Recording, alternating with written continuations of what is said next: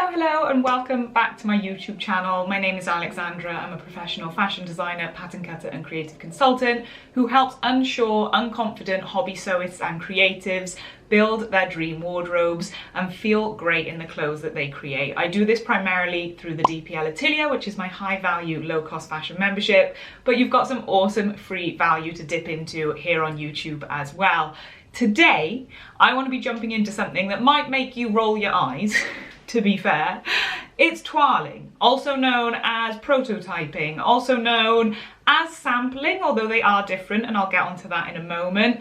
Also known as muslins, slopers. I've heard all of the terminology.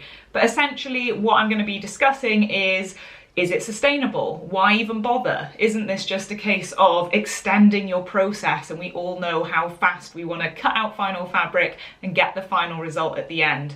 But this might feel like it's a hurdle in the middle. You might not want to elongate your sewing process. And anything I ever teach, by the way, big old disclaimer, take it with a pinch of salt. This is your creative process. That is what I teach. I teach you developing your very own unique creative process that is as unique as you are. But I had really weird emphasis on that sentence then, didn't I? I cannot stress the importance of twirling, because it's not just a case of assessing the fit. And if you have started sewing your own wardrobe because you are frustrated with high street clothing, the fit of the clothing, the design of the clothing, whatever that reason is, if you have started sewing, I bet fit and tailoring it to your body is one of the big reasons as to why. And so the frustrations we have with the high street, which is bad fit, there are discrepancies with fit. So most fashion houses, whether that again in the UK is Zara, even though that's a Spanish brand, is Zara, Primark, Marks and Spencer's, they're all gonna have their own sizing chart because they cater for a different demographic. Zara, being a Spanish owned brand, probably has a smaller demographic, being Mediterranean. M&S might have a slightly older demographic. Our posture changes as we age, ain't that the truth? Things sag, things go down south. For me, my spine probably gets a degree worse every year, so I'm more asymmetrical as time goes by. And all of these things need to be accounted for in sizing ranges and sizing charts. So if you are picking up a size 10 in Marks and Spencer's and a size 10 in River Island and wondering why they're so different, it's because each fashion house does have different sizing charts. And so if we don't expect the fashion high street to fit us like a glove, why should we expect shop bought or indie bought sewing patterns? And again, I sound like I'm shooting myself in the foot here because I sell sewing patterns and designs, but why expect these patterns to also be able to cater for that? Because there is no such thing as a cookie cutter figure. That is the beauty of creating your own clothes. That is the beauty of dressing the human form. Isn't it incredible what we can do with a little bit of fabric to contour to the natural organic curves of our body? But you cannot expect a generic pattern created for the masses to fit like a glove. Just like we can't expect fashion created for the masses on the high street to fit like a glove. And this, my friend, is why twirling is so important, amongst many other reasons. So let's jump into it. So what is a twirl then? A twirl is a dummy run. It is a test of your pattern and your design to see if, number one, it would work. Sometimes if you are designing from scratch, which my members and I do inside the DPL Atelier, we follow an optional framework cycle. You do not need to design your own clothes to benefit from the membership, but for those that follow along, we do turn 2D ideas into 3D garments. And so a twirl allows us to test that design, because even with my clients over at Sandra Jane Design, where I launch fashion brands, they come to me with an idea and it defies the laws of physics.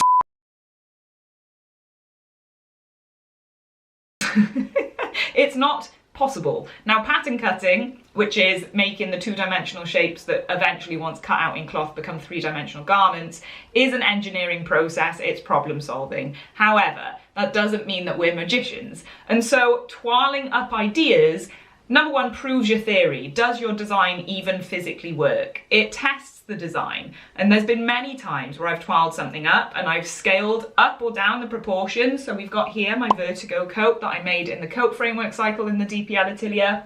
This was my first twirl. And I scaled up the collar and I amended the collar so it tests not only the design proportions, you might want to move a patch pocket around, you might want to change something, you might want to abolish something altogether. Obviously, it also tests the fit. So I have actually lengthened this by 12 centimeters. You might be able to see that, but I've scrawled on that in pen. It's a nice working project document, whatever I was going to call that then. It's a work in progress is what a twirl is. So it assesses the fit, it assesses the design. Another thing as a hobby sewist that a twirl is really good for is trialing skills. Now, if you are pushing yourself beyond that 10% comfort zone, and I really encourage you do, then it might be a case of testing a flat felled seam. You might not have done that before. And before you cock up on your final, before you cock things up on your final fabrics, why not test it on a twirl? Or even at least just sample it. Even if that is a piece of fabric about A4 in paper size that you test and put into a fashion file, whatever that looks like for you. But a twirl allows you to test those skills. It allows you to see if the design is plausible. It allows you to make changes to the design, and obviously it allows you to fit the garment to your unique body. Now, you might be thinking that this actually sounds like quite, number one, an additional step, and yes it is, there is no getting around that, but number two, wasteful, because you might be a slow, sustainable sewist, like me, hello, let's be friends. And you might be thinking, well, I don't want to cut out extra fabric. I want to minimize my fabric waste. And yes, I totally hear you on that. But in the long run, twirling can actually be more sustainable, because if you don't test the fit, if you don't trial your techniques and skills, you could end up making costly errors. And I don't know if any of you out there have experienced this, but I certainly have. I know my members have. I know many sewists have, so I'm going to assume you have as well. Have you ever sewn something up at the machine? You feel like, yeah, this is it, and then at the end you feel frustrated, it doesn't fit you as well. You might say, oh, donate it to a friend. Worse, you might be like, I'll throw that in the bin, especially if you've really buggered up on a particular technique that has mangled your fabric. Maybe you've used a really gorgeous expensive silk and you've never worked with that kind of fabric or textile before, and the techniques you've run into using it have chewed it up in the sewing machine or the machine plate and the feed dogs. I feel like a failure. Yeah, I feel like a loser. So I'm really hoping that you can see why this case towards twirling is a strong one, because what it will end up doing is minimizing those errors, is minimizing the frustration of finishing a sewing project that you spent hours on over the weekend only to feel deflated that the result isn't what you wanted it to be. And twirling, whilst I am going to be creating original ideas from scratch, that lends itself to potentially having multiple twirls. If you were twirling with a shop bought pattern, it is likely that you are just going to be making fitting amendments, unless, again, you want to move the pocket around or take the design into your own hands. That's your discretion. That's the power of sewing your own wardrobe. But as I'm making changes to this twirl, I don't have to make a brand new twirl every single time. That is very dependent on the changes I make. Sometimes, yes, we do twirl 2, 3, 4, as much as 7 times, depending on the complexity of the design. But if you are sewing up a simple sundress or something like a t-shirt that you just want to chef's kiss the fit on, then you can make changes to the first twirl multiple times. As long as you are not warping that garment out of shape, this doesn't need to be recut time and time again. So I can cut this once, I can make as many amendments to it as I need until I'm happy with the result, and then I can move on to my final fabric, which costs more. So another thing, we don't want to be cutting final fabric to make errors and waste money. Sewing is an expensive hobby as it is, but I know, I'm confident, because I've twirled it, because I've sampled it, that my final result is going to be what I'm after and what I'm looking for. So if anything, it is more sustainable because you are minimizing those errors in the long run. You are no longer thinking, who can I donate this to? What friends of mine are the same size as me? I'm not going to wear this. It's not going to end up sitting at the back of your wardrobe, never being worn, and it's definitely not going to end up in the bin or donated, because you've done the dummy run, you've twirled your sample. Now, when I say that twirling and sampling are a little different, all I mean within the fashion industry is a sample is often a final fabric garment, which is sampled in final fabric so that before we do a bulk order run, we can see it, we can sign off, we see the trims, we see all the quality control, and we see the finishing touches. In sewing, sure, it's the same as sampling, you're just doing a trial. So another thing is, you don't have to sample it in ugly calico. This is also a toile. I've just done it in a final fabric, and it's what I would call a wearable toile. And so if you did want to lean heavier into sustainability, whilst this to me is still a sustainable step because it's minimizing errors and mistakes and money in the long run and fabric wastage, this over here is even more sustainable because of it's still a wearable toile. Now, I will still be making changes. For those that have seen my recent video on luxury sewing techniques, as I made a previous wearable toile of this design. This is technically my second toile. It's still not my final design, and again, this is because I am creating design ideas from scratch, and if you would like to do that too, come and join us inside the DPL Atelier. But that doesn't mean that I can't still wear this. So each time I make incremental changes, I can just keep improving the pattern and go from there. So you can absolutely do it in a, not so much a final fabric, this was just knocking around in my fabric stash and I thought, screw it. I have an impatient itch, as we all do as creatives, when we are wanting to rush to a final fabric and get a finished result. I mean, this, as you can see, this was a lot of fun because as a design, and this is going to be coming out as a sewing pattern, we've got a double collar here. We've got a sleeve that is inner facing here, double layered sleeve that is all neat on the inside. So from a pattern cutting perspective and a development perspective, this had me engaged. This had me in deep flow work. I was problem solving. I was figuring out how to make this design a reality. This over here is a relatively simple make. And so I kind of was confident that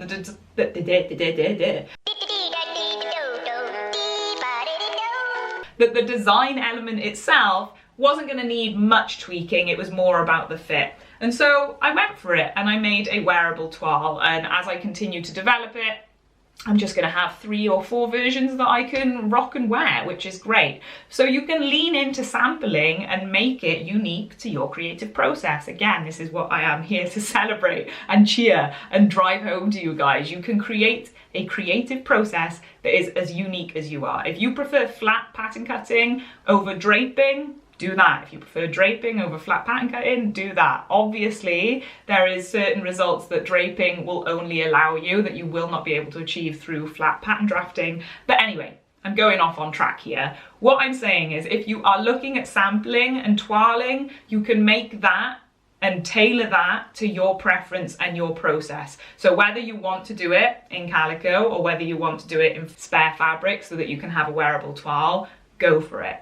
Another thing that is really important to consider is constructing whatever toile you're doing in similar fabric to your final fabric. And so if you were toiling a t-shirt, you would do that in knit. You would not do that in woven. Ideally, you would do that in a knit that has the same weight. So you can have thicker jerseys, you can have thin, light draping jerseys, fine rib knit jerseys.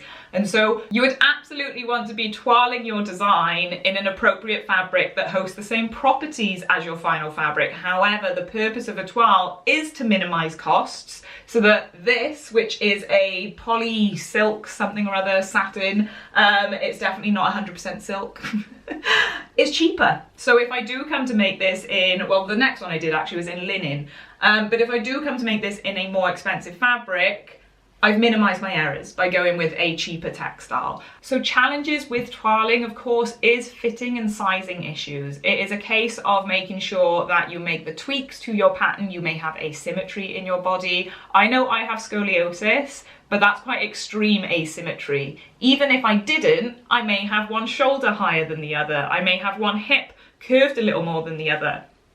Every single one of us has asymmetries, and to account for those can really tailor your wardrobe through twirling to make that a piece that fits, and therefore you elevate it to be a lot more luxury, a lot more expensive, and something that looks a lot more designer. It's just the secret is the designer is you. While sewing skills are essential, it is important to consider that pattern making will be required, even if it's in a foundational basic form, to account for the issues that might crop up once you have sewn up this version. It does add time to your sewing process. It depends how involved you want to be. It depends on the final result that you want. There's nothing wrong with a quick win sew, okay? I'm not here saying twirl absolutely everything. I'm not gonna bother twirling a pair of knickers. I'm just gonna sew those up and wear them, thank you.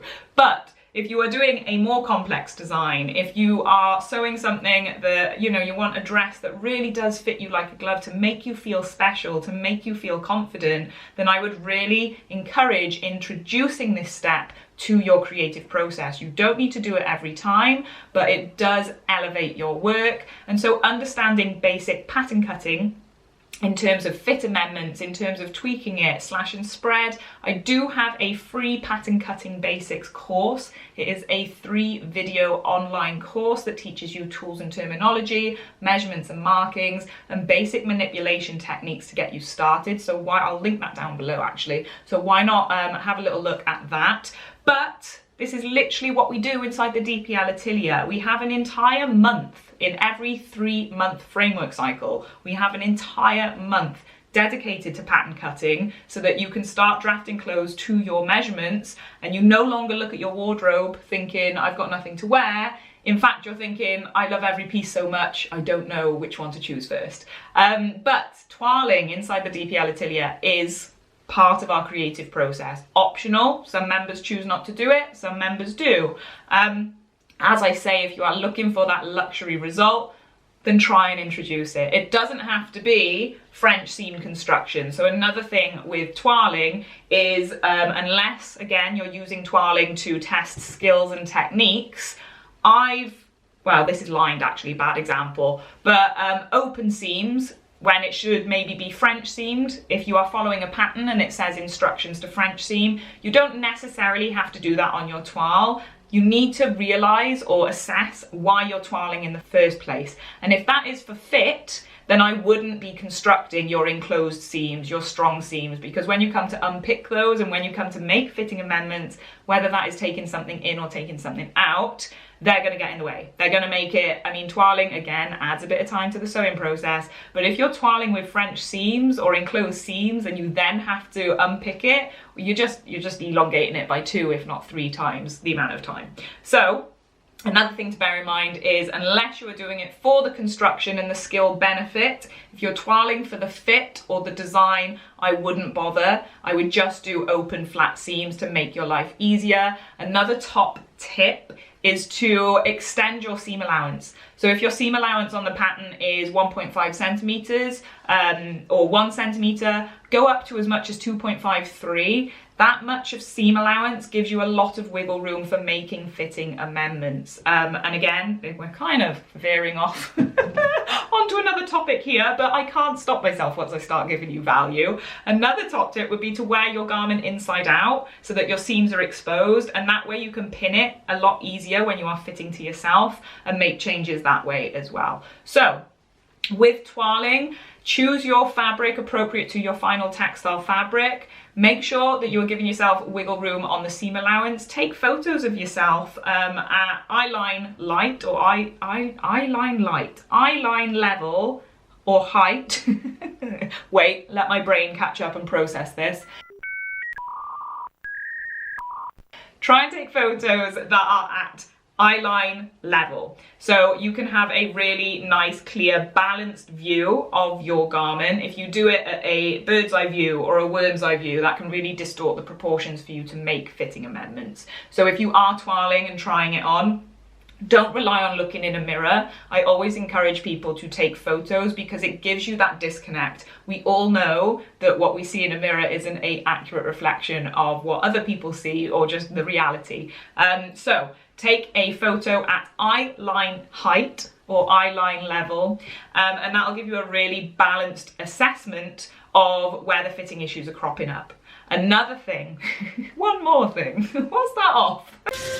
One more thing, powder of Komodo dragon tooth. One more thing, picture of tortoise shell. What is that off? One more thing. Anyway, one more thing I would encourage you to do with your twirls is transfer your horizontal balance lines. Terrible example, but what that is your bust, waist and hip line. Now transfer that from the pattern.